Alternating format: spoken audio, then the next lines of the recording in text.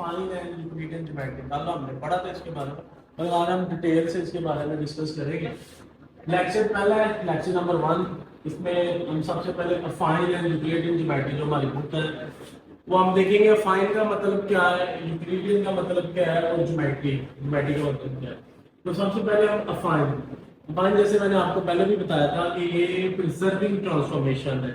Preserving transformation का मतलब भी ऐसा है कि ये ऐसी ट्रांसफॉर्मेशन है जो स्ट्रेट लाइन को स्ट्रेट लाइन में, पैरेलल लाइन को पैरेलल लाइन में और सर्कल को सर्कल में ही ट्रांसफॉर्म करती है।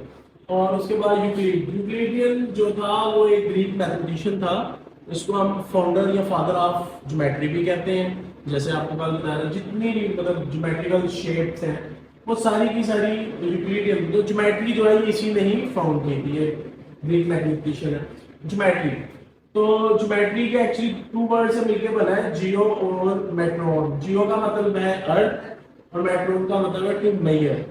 ठीक है, तो मेजर किस चीज को करते हैं, मतलब देखें हमारी जो जितनी भी फिजिकल हमारी स्टेट है वो सारी के साथ ज्योमेट्री से रिलेटेड है। मतलब एक हम लाइन भी अगर लगाते हैं सिंपल एक स्ट्रेट लाइन, तो ये भी क्या है, ज्योमेट्री का ही हिस्सा है। ठीक है, तो अब ये देखें जो हम जिसके ऊपर काम कर रहे हैं, ये जो व्हाइट बोर्ड है ये भी क्या है, ज्योमेट्री का हिस्सा है। ये ज्योमेट्रिकल शेप है ना।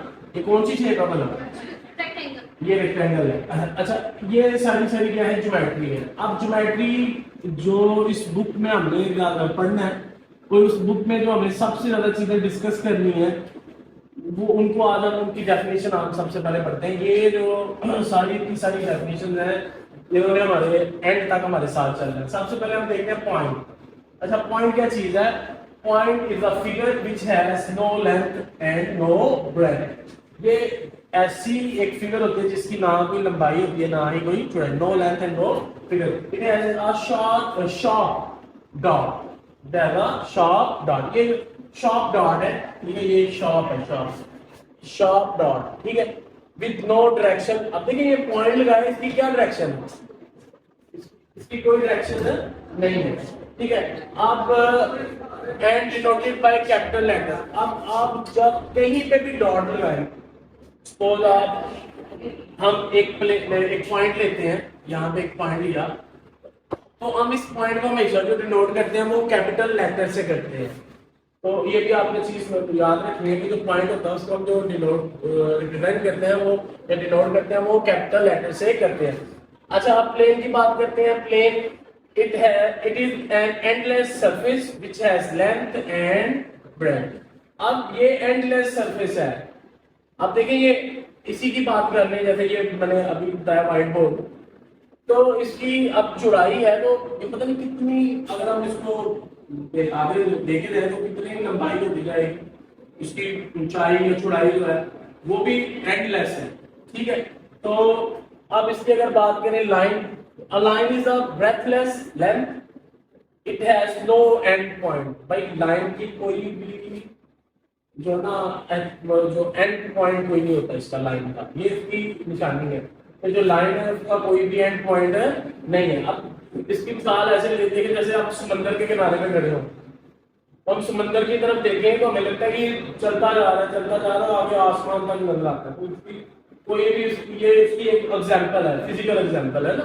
जैसे समंदर, आप ट्रेन की पटरी पे खड़े हो जाए तो आप जब देखते हैं ट्रेन की पटरी पे तो ऐसे नजर आता है ये चलती जा रही है, पता नहीं कहां तक जा रही है।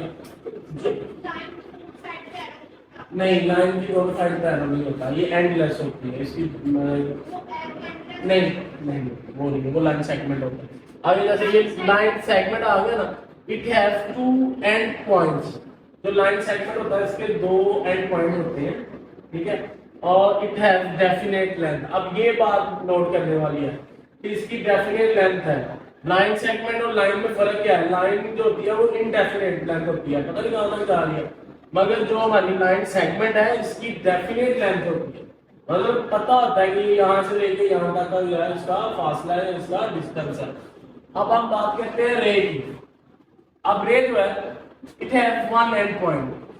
इसके सिर्फ एक ही एंड पॉइंट होता है, एक तरफ एरो का निशान होगा। इसकी सबसे बड़ी एग्जांपल है, देखिए सूरज की जो शुआएं हैं, किरणें हैं, वो हम तक पहुंचती हैं।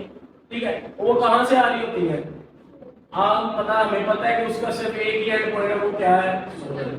तो ये इसकी सबसे बड़ी एक एग्जांपल सन है, ठीक है। अब collinear points, 3 or more points are called collinear if and only if there is a line L which contain them all। तो collinear point एक ऐसे पॉइंट्स को कहते हैं, अगर एक लाइन ले और उस लाइन के ऊपर अगर ये 3 पॉइंट, 3 से ज्यादा भी हो सकते हैं, 4 5 6 जितने मर्जी आप पॉइंट लगे, मगर उनकी शर्त ये है कि वो सारे के सारे किधर हो, एक ही लाइन के ऊपर हो, तो उनको हम क्या कहते हैं, कोलिनियर पॉइंट्स। आप कोलिनियर लाइंस की बात करते हैं, तो collinear lines 3 or more lines are called concurrent lines है। concurrent line if they have a point, a point का मतलब क्या है, कॉमन पॉइंट है। if they have a common point, यहाँ पे लिखना है ये क्या है, इनका एक कॉमन पॉइंट हो। जैसे देखें ये सारी की सारी लाइन एक ही पॉइंट पे मिल रही है, तो इनको हम क्या कहेंगे, ये क्या है, कॉन्करेंट लाइन। अच्छा, पैरेलल लाइंस की बात करें तो पैरेलल लाइंस ऐसी लाइन होती हैं जिनका कोई भी कॉमन पॉइंट नहीं होता। ये नीचे भी डेफिनेशन है लिखी है, they never intersect each other, मतलब एक दूसरे को इंटरसेक्ट नहीं करती, उनका कोई कॉमन पॉइंट नहीं होता, वो एक दूसरे को टच नहीं करती।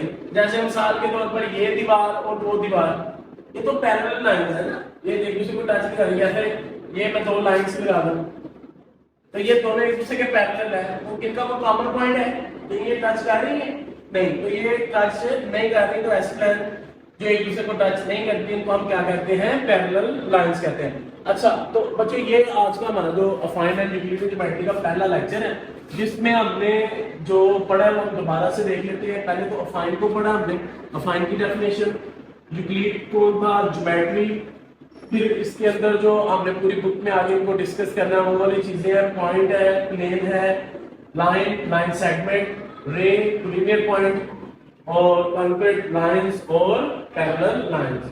तो इनमें से अगर आपको कुछ पूछना है तो आप मुझसे पूछ सकते हैं, लिहाजा आज का जो हमारा लेक्चर है वो होगा।